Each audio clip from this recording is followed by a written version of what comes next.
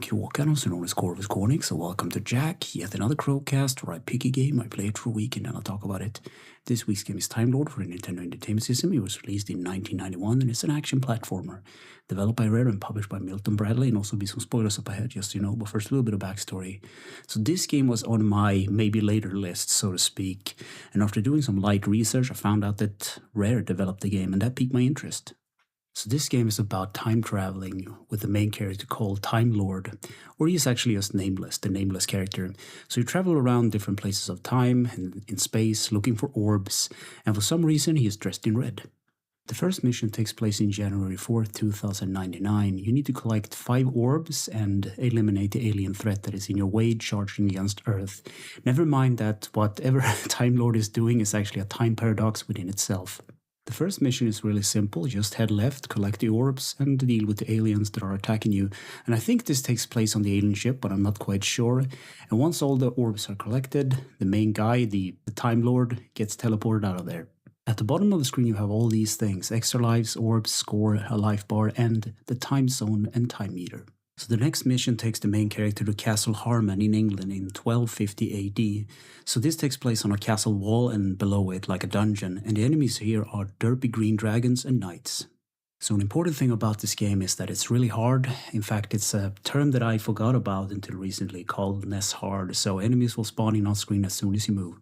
And here's where the game started to get really cryptical about the orbs. For them to spawn in at certain locations, you need to collect mushrooms, hit walls, and so on. It's not always clear what you need to do, and the boss of this level is a big green derpy dragon.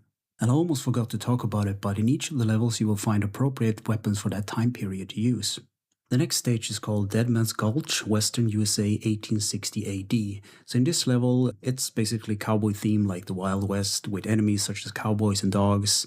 And here you can pick up weapons, packages, hearts and other power-ups, and yet again collecting the cryptical orbs. And the boss here is a Mexican bandit dude, and he's a real bullet sponge.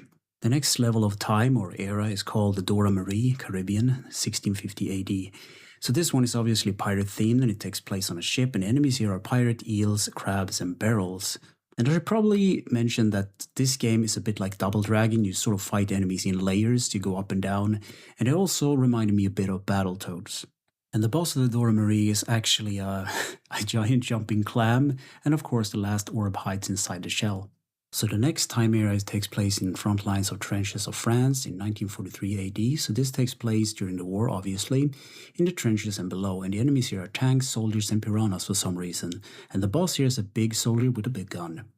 So the last area of the game is the MB Time Travel Center 2099 AD. So back at the alien theme level with enemies such as robots, aliens and flying drones, and the boss here is a 3-headed brain kind of creature stacked on top of one another, and it flies around on the screen. And the game ends with a splash screen telling you that you saved the Earth and driven the aliens away, and you get to put in your name for the high score. So gameplay. This game is about aliens and time traveling, and what more can you want?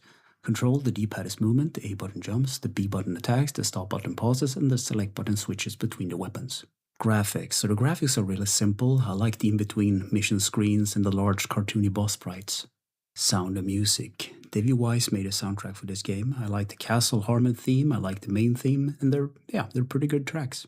Easter egg secrets and glitches. So I watched the tool assisted speedrun by Link 7777 and Alyosha, and it was beaten in 9 minutes and 46 seconds. So in conclusion I wrote, yes, if you're curious, so this game is pretty short, but that doesn't mean that it's easy. I'll go as far as to compare it to like Battletoads. And as I watched the speedrun this week, it made the game look very, very easy, but trust me, it isn't. So this game sounds pretty nice and it looks pretty good, and after all, it's a Rare game. And if you're curious, check it out, but don't expect too much. So anyway, thank you for listening and or watching, and take care.